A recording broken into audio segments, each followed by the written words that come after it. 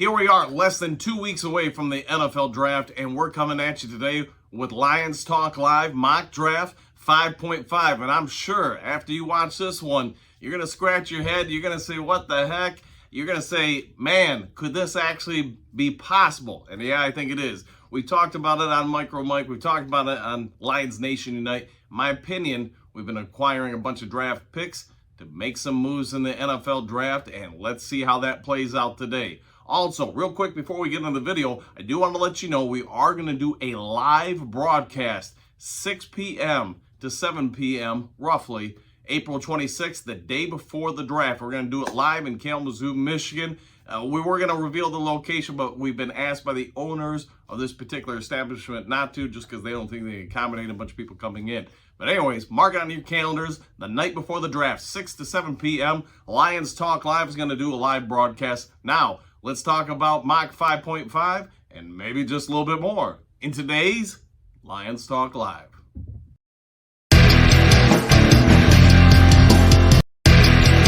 Well, greetings and salutations, everybody out there in YouTube land. I'm your host once again, Dan Thornton. I want to thank you all for making time out of your busy days to come on in and listen to what I've got to say here on Lions Talk Live.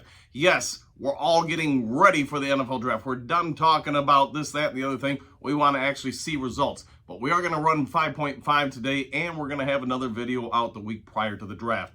I think you're all going to have some things to comment on. I think this is a scenario that, things got to move the Lions' way in the first 5 picks in order for this to happen. But could it happen? It's looking like it more and more. So without further ado, if you haven't yet subscribed to Lions Talk Live, please consider doing so. Go ahead and hit the subscription button, leave a thumbs up, and a few comments in the section below. Let's get into the video.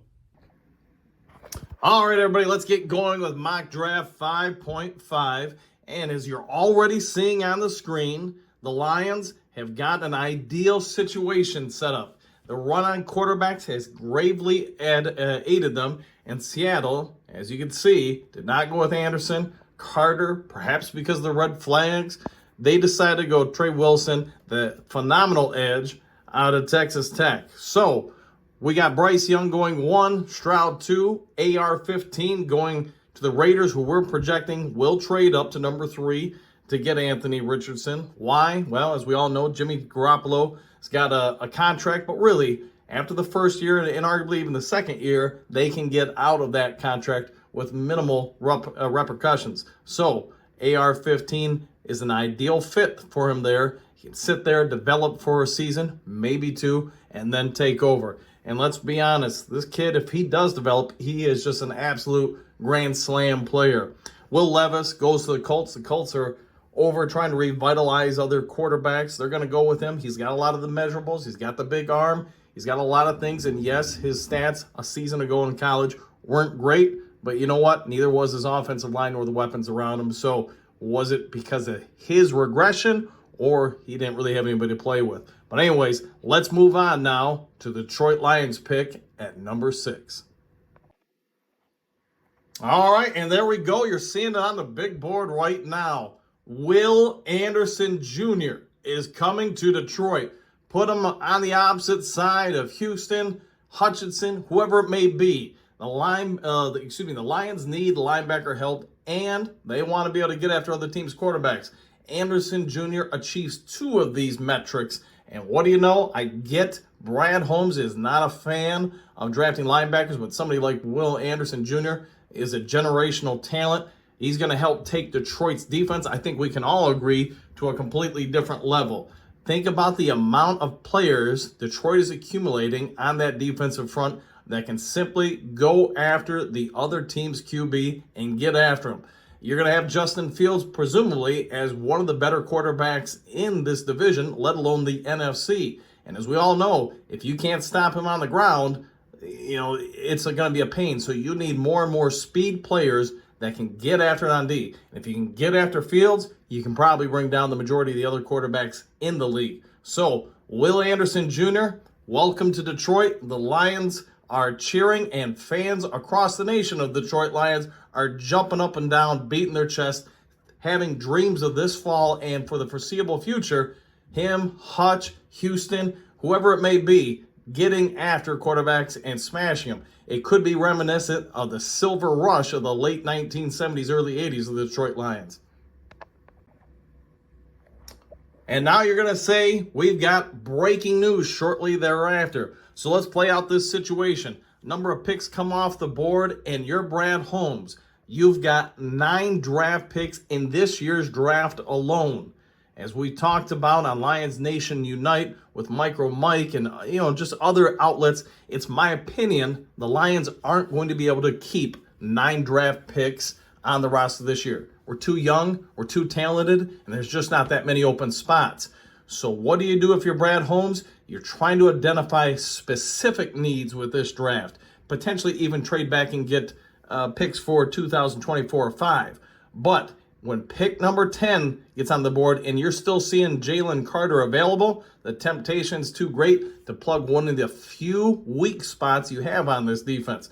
As you can see, the Lions did have to give up quite a bit here, but they're able to move from 18 to 10, trade with Philadelphia, who Philadelphia, I'm sure we all know, lost a lot of players in free agency. One player alone isn't going to galvanize them, and they've got some bigger contracts on the book for next year. They need to try to look at finding options to replace with. So Jalen Carter, I get this is going to be a home run scenario for Detroit, but they're going to make sure they only have specific needs of depth from here on out. Carter, Anderson gravely changed the defense for Detroit. And can we start talking about now how good could this Detroit defense be in 2023? Just want to go a little bit deeper here with the Carter situation. We're all aware of his off-the-field situation the last month and a half, 2 months, whatever it may be. But can anybody deny the talent this kid has? So the big question is going to be for everybody, if when he came into Detroit and met with the Lions hierarchy, did he own that interview and give them assurance that, his street racing and other situations, that's behind him? He's just simply a 20, 21-year-old kid at the time, made some poor choices. If he won that interview, and Brad Holmes, Dan Campbell believe this kid is solid mentally, not just on the football field, but if they believe in those metrics, then this trade up makes total sense for Detroit. Other teams may pass on them because, there's other options out there. We all probably understand the run of quarterbacks in the first several picks. We probably all understand some of the other picks, with cornerback help, offensive line, whatever it may be, that went to different teams based on their needs. But Detroit here says, here's the best player on the board at one of the few remaining spots we still need. Let's go get him. Now, keep an eye on with that trade that we made to move up from 18 to work with Philadelphia. Obviously, getting rid of DeAndre Swift was not ideal. But here's the question. Did Brad Holmes and Campbell already have a plan in place to replace him? And that's what you see number here, pick 48, Jamari Gibbs, the outstanding lightning-fast running back out of Alabama, is coming on down to Detroit. The Alabama kid is, I'm sure if you watched him play, he can fly, he can move. He's just somebody that can really change a game with his speed. And now you gave up Swift, but you were able to replace him with a younger, player with a lot of years left on a rookie contract once you sign him, and less wear on the body. So the Lions are able to get younger, arguably a little bit healthier at a position, and still keep it as a position of strength. Moving on to pick 55 here. The Lions, as you know, really only have 1, maybe 2 players under contract for next year in the cornerback room.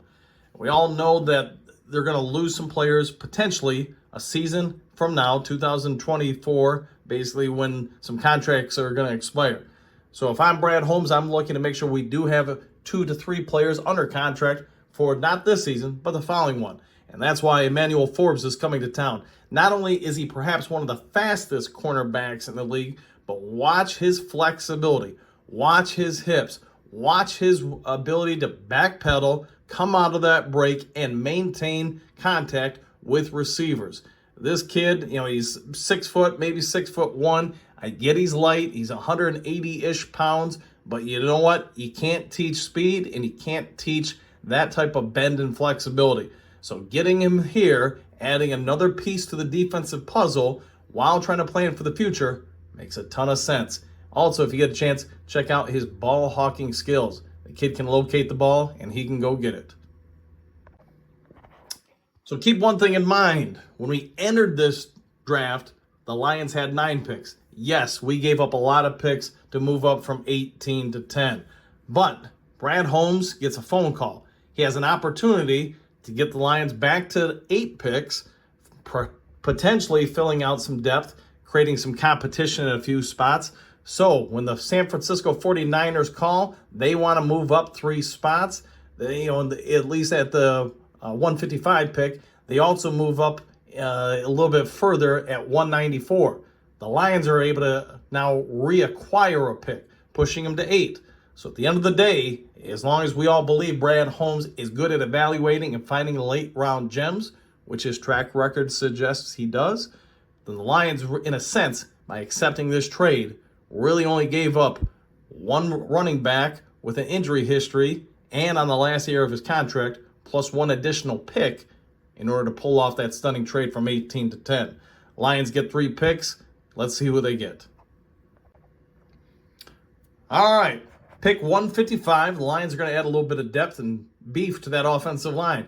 As you're seeing, the kid out of Boise State, John Okoa, is going to come on down, be a Detroit Lion. 155, excuse me, about 6'6", 320, 325 pounds, depending on who's measuring him, doing all that. So the kid's got great width from his hips. He's got a wide stance, and he's got ideal arm length. Can he play inside? Yes. Could he also play outside as a tackle? Also true. He's got flexibility, which I'm sure all Lions fans are aware. This current regime prefers players that can move around the board. So this kid offers the Lions a little bit of youth, a little bit of insurance for the following season, and a little bit of flexibility with a salary cap.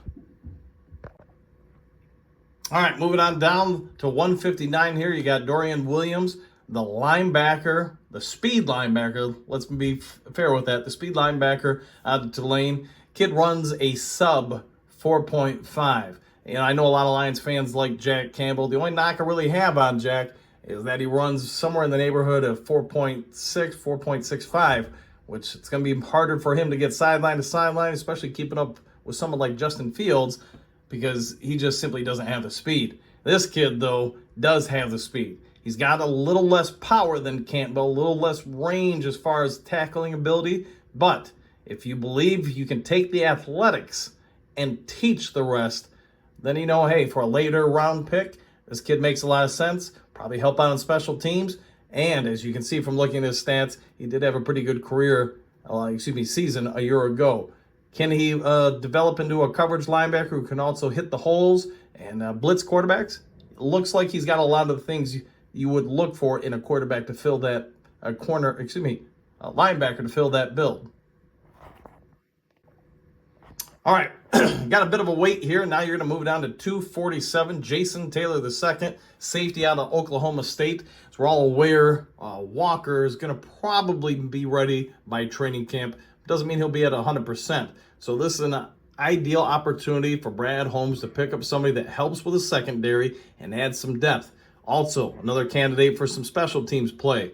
So Jason Taylor II, somebody with a little bit of speed, a little bit of range, and a little bit of hitting power, comes to town to add more depth and cost-saving abilities, if needed, for the Detroit Lions.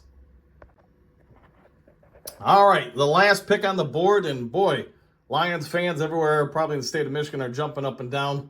Once again, one of our mock drafts, you find Jake Moody, the phenomenal kicker out of the University of Michigan, coming to town, pick 255. I think if nothing else, this provides competition for the kicking spot. Should Moody win it, you're going to save some cap, you're going to get a little bit younger, and you potentially have found your starting kicker for the next 5 to 10 years for the Detroit Lions. Let's be fair, special teams, punting and kicking, are some areas that the Lions are historically very good at.